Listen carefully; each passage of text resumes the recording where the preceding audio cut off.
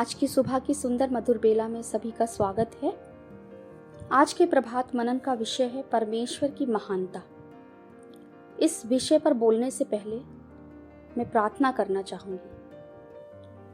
धन्यवाद हो महान परमेश्वर पिता, ये सुंदर अवसर प्रभु आपने मेरे जीवन में दिया है। परमेश्वर, आपकी महानता के विषय में जो कुछ भी मैं बोलने जा रही हूँ प्रभु मेरी बुद्धि से परे है। महान परमेश्वर, मुझे सामर्थ दीजिए कि मैं इन बातों को बोल पाऊं और सबके साथ बांट पाऊं। प्रभु सारा आदर महिमा आपको देते हुए विनती अपने उद्धारकर्ता प्रभु यीशु मसीह के नाम से मांगते हैं। सुनिए और ग्रहण कर लीजिए प्रभु, आमीन। जो आज का विषय है परमेश्वर की महानता। परमेश्वर को उचित आदर देने के लिए हमें परमेश्वर की महिमा की ऊंचाई और उसकी महिमा की महानता के ज्ञान का होना, जानना या उसको खोजना बहुत जरूरी है। निर्गमन 33वां अध्याय उसके 18वें वचन में हम मूसा के हृदय की एक पुकार को या उसके आग्रह को हम सुन सकते हैं। मूसा इस प्रकार से कहता है, कृपया मुझे अपनी महिमा दिखा। वो परमेश्वर से उसकी महिमा देखने का आग्रह करता है। क्या ये संभव हो पाया? ऐसा नहीं हो पाया। हम देखते हैं परमेश्वर कई बार मूसा को दर्शन देता है, लेकिन बादलों में या किसी भी प्रकार से अपने आप को छिपाकर। यहाँ तक कि स्वर्गदूत भी अपने आप को अपने पंखों से छिपाए रखते हैं, क्योंकि वह परमेश्वर के तेज के सामने खड़े नहीं हो सकते। ऐसा महान हमारा परमेश्वर है। परमेश्वर की महानता को हम जितना विस्तृत रूप से समझेंगे उतना ही अधिक हमारी क्षमता परमेश्वर का आदर करने के लिए बढ़ती चली जाएगी। इसलिए भजनकार अपने कई भजनों में हमें उत्साहित करता है और इस प्रकार से कहता है, क्योंकि परमेश्वर सारी पृथ्वी का महाराजा है, समझ बूझ कर बुद्धि से भजन गाओ। यहाँ हम इस प्रकार से कह सकते हैं कि भजन 47 उसके 7वें वचन में भजनकार हमें परमेश्वर की महानता को देखने के लिए आमंत्रित करता है। भजन 145 उसके 3रे वचन में हम पढ़ सकते हैं कि यहोवा महान और अति स्तुति के योग्य और उसकी बड़ाई अगम है। यशायाह ने भी परमेश्वर की महिमा का बहुत ही अद्भुत रीति से अवर्णनीय दर्शन देखा है। उसने परमेश्वर को अपने सिंहासन पर विराजमान देखा। वो ऊंचे पर है, वो प्रतिष्ठित है। स्वर्गदूत हर समय परमेश्वर की महिमा गाते गाते चले जाते हैं, गाते रहते हैं। मैं सोचती हूँ कि परमेश्वर के सिंहासन के आसपास कितना अद्भुत दृश्य है। ये सामर्थी अद्भुत स्वर्गदूत बेचैन और उदास नहीं हैं। उन्होंने कभी ये नहीं कहा कि हे परमेश्वर, हम 1000 वर्षों से इन्हीं गीतों को गाते चले आ रहे हैं, इन गीतों को बदल दीजिए। वो इस प्रकार से गाते हैं, पवित्र पवित्र पवित्र हमारा परमेश्वर पवित्र है, उसकी स्तुति हो, उसकी बड़ाई हो, उसकी प्रशंसा हो। परंतु हम अपनी कलीसियाओं में कई बार इन गीतों को गाते हुए उदासीन या उबाऊ महसूस करते हैं। कारण क्या है? हम भूल जाते हैं कि हम किसके विषय में गा रहे हैं। उन गीतों को गाते समय हम दुनिया की तमाम चिंताओं में पड़े होते हैं और हम भूल जाते हैं कि उसकी महानता के विषय में हम गा रहे हैं। और हम जिसकी महानता के विषय में गा रहे हैं वो कौन है? वो कितना महान परमेश्वर है। हम कई बार उसकी प्रतिष्ठा को याद करने के बजाय दुनिया की चिंता में पड़े होते हैं, जिस समय उन गीतों को हम गा रहे होते हैं, जिस समय हम बड़ाई और प्रशंसा कर रहे होते हैं अपने परमेश्वर की। प्रियो, जब हम अपने परमेश्वर की स्तुति करें तो अवश्य ही उसकी महानता को अपने जीवन में महसूस करें। परमेश्वर के कार्य हमें उसकी महिमा के विषय में बहुत बातों को बताते हैं। संसार की सृष्टि को अगर हम देखें तो हम उसकी महानता को अद्भुत रीति से और भी अधिक समझ सकते हैं। इस सृष्टि को परमेश्वर ने अद्भुत रीति से रचा है। यदि हम समुद्र के विषय में विचार करें और हम उसे देखने की कोशिश करें तो हम उसे 1 या 2 मील तक देख सकते हैं, लेकिन समुद्र वास्तव में हजारों मील तक फैला हुआ है। ये किसकी रचना है? उसकी गहराई, उसकी चौड़ाई, उसकी ऊंचाई हम उसे किसी भी तरह से माप नहीं सकते हैं। इसलिए वचन में भी हम देख सकते हैं परमेश्वर ने सारे पानी को अपने चुल्लू से नापा है। जिस समुद्र की तह को हम समझ नहीं सकते हैं। उस पानी को, सारे पानी को, संपूर्ण जितना भी संसार में, आकाश में पानी है, परमेश्वर उसे अपनी चुल्लू से नापने वाला परमेश्वर है। इस बात को हम यशाया उसके 40वें अध्याय के 12वें वचन में देख सकते हैं। क्या आप जानते हैं कि बाइबल में परमेश्वर के बारे में और क्या क्या बताया गया है? मैंने इस अध्ययन को करते समय अद्भुत अनुभव अपने जीवन में किए हैं। मेरे प्रियो, जिस समय मैं इस अध्ययन को कर रही थी, मैं बता नहीं सकती हूँ, ये मेरे वर्णन से, मेरी बुद्धि से परे है। जब परमेश्वर की महानता के विषय में मैं सोच रही थी इस अध्ययन को करते समय, तो मेरे आंखों से आंसू गिर रहे थे, इसलिए कि ये अद्भुत परमेश्वर जो इतना महान है, हम उसे क्या देते हैं, हम उसे कैसे लेते हैं, हम उसके बारे में क्या सोचते हैं, हम उसे किस प्रकार से प्रेम करते हैं। और मैं अपने आप को बड़ा धन्य भी महसूस कर रही थी कि उस परमेश्वर ने मेरी रचना की है, जिस परमेश्वर को हम समझने के लिए भी योग्य नहीं हैं। इस प्रकार से जब हम परमेश्वर के कार्यों के विषय में देखते हैं, बाइबल कई बातों की घोषणा करती है। बाइबल बताती है परमेश्वर पृथ्वी को अपनी हाथों के बित्ते से नापने वाला परमेश्वर है, नाप सकता है।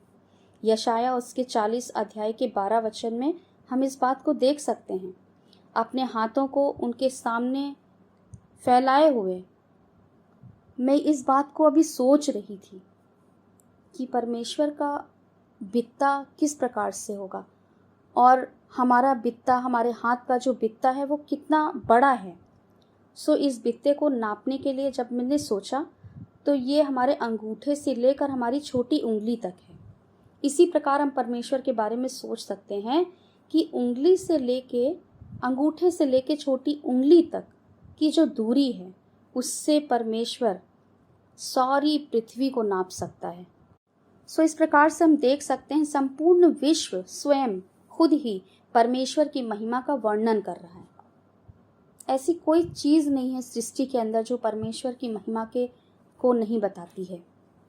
दाऊद राजा अपने भजन में इस प्रकार से कहते हैं, उसका 10वां अध्याय के 1 से 4 में हम देख सकते हैं, आकाश ईश्वर की महिमा का वर्णन कर रहा है और आकाश मंडल उसकी हस्तकला को प्रकट कर रहा है। दिन से दिन बातें करता है और रात को रात ज्ञान सिखाती है। ना तो कोई बोली और ना कोई भाषा है जहाँ उनका शब्द सुनाई देता है।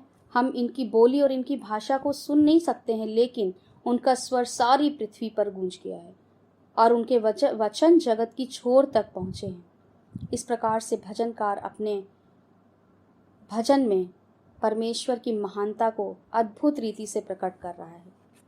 परमेश्वर की सृष्टि ही केवल हमें इस बात को नहीं बताती, ऐसे बहुत सारी बातें हैं जिससे हम परमेश्वर की महानता को समझ सकते हैं।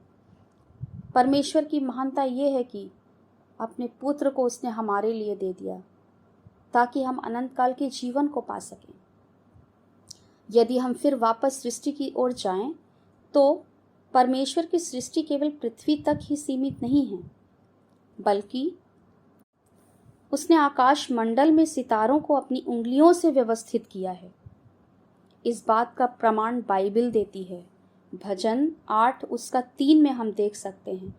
और हम जब इस विषय में सोच रहे थे, तो हम बहुत ही परमेश्वर के विषय में बहुत ही अपने आप को धन्य महसूस कर रहे थे कि ऐसा हमारा परमेश्वर है जिसने उन सितारों को अपनी उंगलियों से सेट किया है, व्यवस्थित किया है। और अगर हम सितारों के विषय में वैज्ञानिकों के अध्ययन को देखें, तो हम आश्चर्यचकित हो जाएंगे। हमारे सूर्य के अलावा सबसे निकट तारा 4.3 प्रकाश वर्ष दूर है, और इस दूरी को परमेश्वर किस प्रकार से तय करता है, जिसे तय करने में वैज्ञानिकों की खोज आज भी जारी है।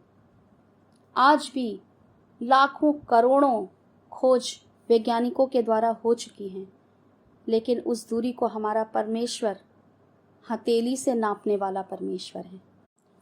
चंद्रमा अपनी धुरी पर पृथ्वी के लगभग 2,39,000 मील दूरी पर चक्कर काटता है, और अगर हम वैज्ञानिकों के अनुसार हवाई जहाज से चंद्रमा की ओर यात्रा करें तो 19 दिन का समय लगभग लग जाएगा। इस प्रकार से हम इन दूरी को समझ सकते हैं। और अगर हम सूर्य की बात करें तो सूर्य पृथ्वी से लगभग 93 लाख मील दूरी पर है। अगर हम लोग जंबो जेट पर चढ़कर सूर्य के लिए यात्रा करें तो इस यात्रा में 21 वर्ष का समय लग जाएगा, और वो भी बिना रुके हुए।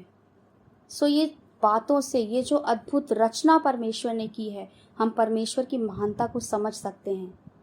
जहाँ लाखों करोड़ों वर्षों की दूरी को हम देख पा रहे हैं, वहीं हमारे परमेश्वर इसको 1 सेकंड में, उससे भी कम समय में, अपने बित्ते से पलक झपकते ही नापने वाला परमेश्वर है। यदि हम सबसे निकटतम सितारे की बात करें तो हवाई जहाज से पहुंचने के लिए लगभग 51 अरब वर्ष का समय लग जाएगा, वो भी बिना रुके हुए। ये सितारे हमारे आकाश गंगा में हैं, और एक आकाश गंगा में अरबों सितारों का विस्तार है।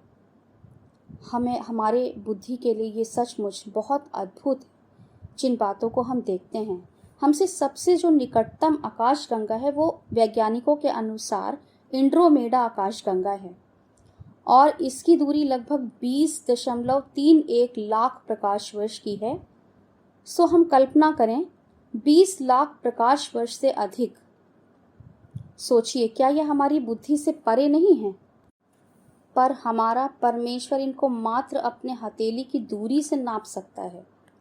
इसके ऊपर भजनकार इस प्रकार से कहता है, वो तारों को गिनता और उनमें से एक एक का नाम रखता है। हमारा प्रभु महान और अति सामर्थी है, और उसकी बुद्धि सितारों को गिन सकती है, लेकिन वो उनमें से प्रत्येक का नाम जानता है। आश्चर्य नहीं होता प्रियो कि भजनकार किस प्रकार से पुकार उठा है कि उसकी बुद्धि अपरंपार है। सचमुच हमारे परमेश्वर की बुद्धि अपरंपार है। हमारे परमेश्वर की महिमा बहुत बड़ी है।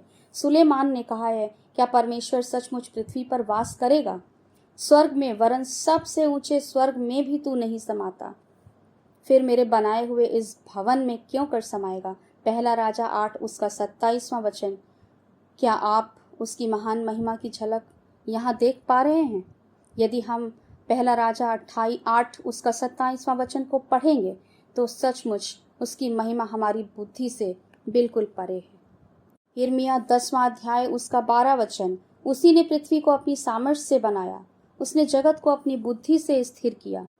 उसी ने पृथ्वी को अपनी सामर्थ्य से बनाया, उसने जगत को अपनी बुद्धि से स्थिर किया है। इस बात को हम यिर्मयाह 10वां अध्याय के 12वें वचन में देख सकते हैं।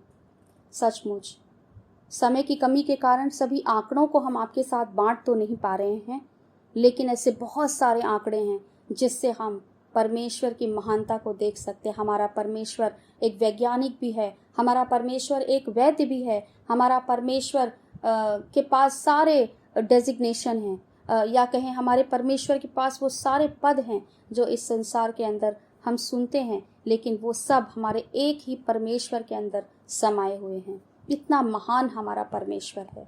हम क्या अपने परमेश्वर के लिए करते हैं? हम किस प्रकार से उसे प्रेम कर रहे हैं?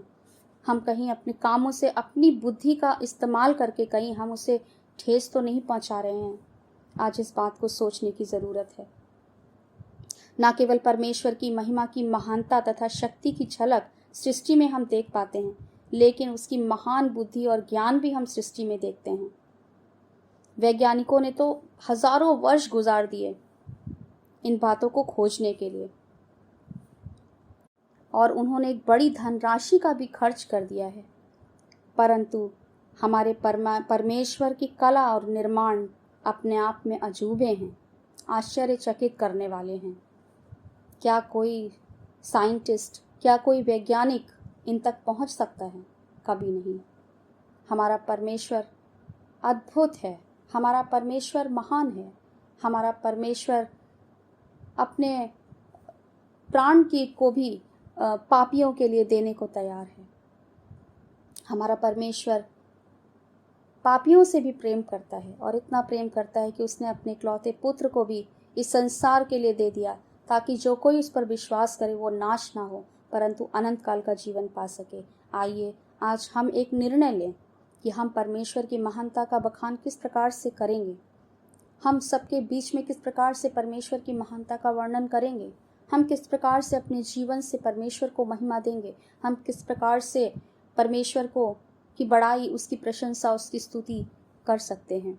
इस बात का हम आज निर्णय लें कि चाहे कैसी भी परिस्थिति हो, हम अपने परमेश्वर की महानता का बखान हर परिस्थिति में करेंगे। परमेश्वर अपने वचन पे आशीष दे।